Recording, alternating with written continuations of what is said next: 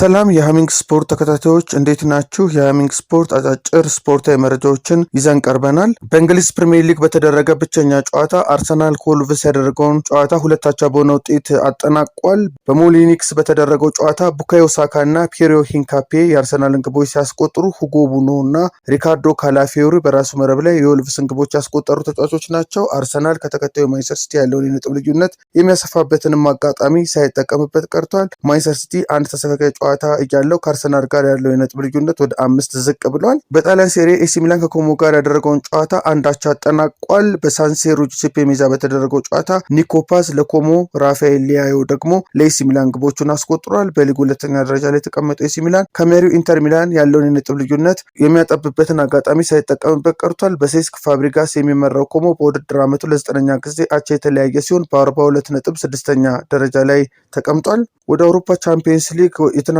ጨዋታዎች ስናልፍ በአውሮፓ ቻምፒየንስ ሊግ ጥሎ ማለፍ የመጀመሪያ ጨዋታ ወደ አዘርባይጃን ተኩሶ ከካራባግ የተጫወተው ኒውካስል ዩናይትድ በሰፊ ግብ ልዩነት አሸንፏል። በጨዋታው አንቶኒ ጎርደን 4 ግቦችን አስቆጥሯል። እንግሊዛዊ አጥቂ በአውሮፓ ቻምፒየንስ ሊግ ታሪክ በመጀመሪያው 45 4 ግቦችን ያስቆጠረ ሁለተኛው ተጫዋች ሆኗል። ማሊክ ቲያው እና ጃኮብ መርፊ ቀሪዎቹን ግቦች አስቆጥረዋል። ካፋር ኩሊቲቭ የካራባግን 1 ግብ ያስቆጠረ ተጫዋች ነው። የመልሱ ጨዋታ ከ7 ቀን በኋላ የሚደረግ ሲሆን ኒውካስል ዩናይትድ 16ቱን የሚቀላቀልበትን እድል አስፍቷል። በአውሮፓ ቻምፒየንስ ሊግ ሌላ የጥሎ ማለፍ የመጀመሪያ ጨዋታ ኢንተር ሚላን በቦዶ ጊልሜት 3-1 ተሸንፏል። ሶንደር ፊት፣ ፒተር ሃፍ እና ካስፐር ሆ የቦዶ ጊልሜትን ግቦች አስቆጥረዋል። ኢስፖቶ የኢንተር ሚላንን ግቦች ያገባ ተጫዋች ነው። ከሜዳ ውጭ ከክለብ ብሩጅ የተጫወተው አትሌቲኮ ማድሪድ 3-3 ተለያይቷል። ሁሊያን አልቫሬዝ፣ አዳሞላ ሉክማን እና ኦርኖዶስ በራሱ መረብ ላይ የአትሌቲኮ ግቦችን አስቆጥረዋል። ኦኒዬዳ፣ ትሮሶሊዲ እና ዞሊስ የክለብ ብሩጅን ግቦች ያስቆጠሩ ተጫዋቾች ናቸው። በሌላ ጨዋታ ባየር ሌቨርኩሰን ኦሊምፒያኮስን 2-0 አሸንፏል።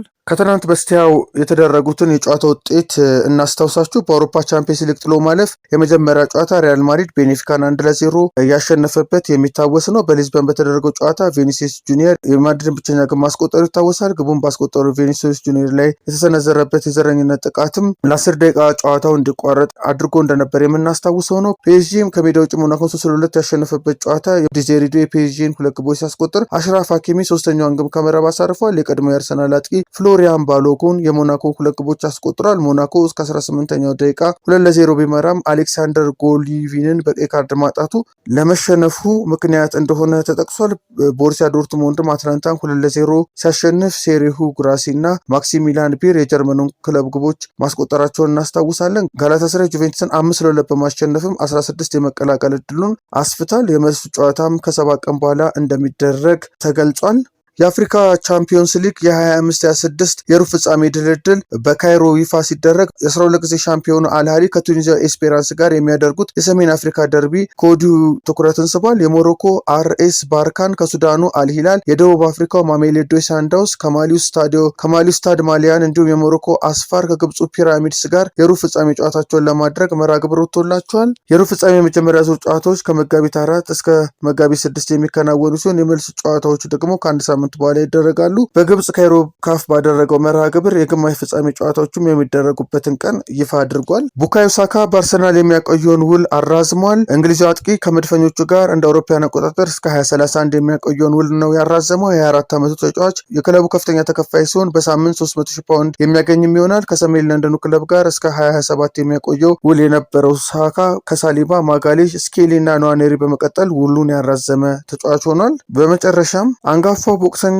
ማኒ ፓኪዮ ከቀድሞ የዓለም የቀላል ክብደት ሻምፒዮን ሩስላን ፕሮቮድኒኮቭን ጋር ሊፋለም ነው። ሚያዝያ 10 ቀን በላስ ቬጋስ ቶማስ ኤንድ ማክስ ሴንተር የሚካሄደው ይህ ፍልሚያ በ10 ዙሮች እንደሚከናወን ታውቋል። ለ4 ዓመታት ርቆ ቆይቶ ባለፈው ሐምሌ ወር ከማሪዮ ባሪዮስ ጋር ባደረገው ፍልሚያ ወደ ስፖርቱ መመለሱን ያበሰረው ፓኪዮ በቅርቡ በቦክስ ዝነኞች መካከል የክብር መዝገብ ውስጥ መካተቱ ይታወሳል። ተጋጣሚው ሩሲያዊ ፕሮቮድኒኮቭ በበኩሉ በአውሮፓውያኑ 2016 ጓንቱን ከሰቀለ በኋላ ለመጀመሪያ ጊዜ ነው ወደ ፍልሚያ ሪንግ የሚመለሰው። በፕሮፌሽናል የቦክስ ህይወቱ 62 ድሎችን ያስመዘገበው የ47 ዓመቱ ፓኪዮ ይህ የኤግዚቢሽን ፍልሚያ ለአድናቂዎቹ ልዩ ስጦታ እንደሚሆን ተናግሯል። ፊሊፒንሳዊው በ8 የክብደት ዘርፎች የዓለም ቻምፒዮን በመሆን በታሪክ ብቸኛው ቡጥኛ ነው። አድማጮቻችን የሃሚንግ ስፖርት አጫጭር ስፖርታዊ መረጃዎች ይህን ይመስላሉ። ሃሚንግ ስፖርትን ሰብስክራይብ በማድረግ ተከታተሉ፣ ሼርን በማድረግ ለሌሎች አጋሩ። መልካም ቀን።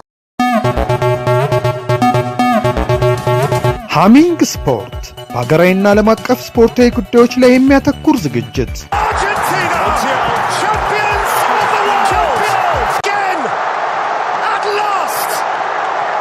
በሃሚንግ ስፖርት የስፖርት ዜናዎች፣ በተመረጡ ርዕሶች ላይ ውይይት፣ የእንግዳ ዝግጅት፣ የስፖርተኞች ግለ ታሪክና የሴቶችን እግር ኳስ በልዩ ሁኔታ ይዳስሳል።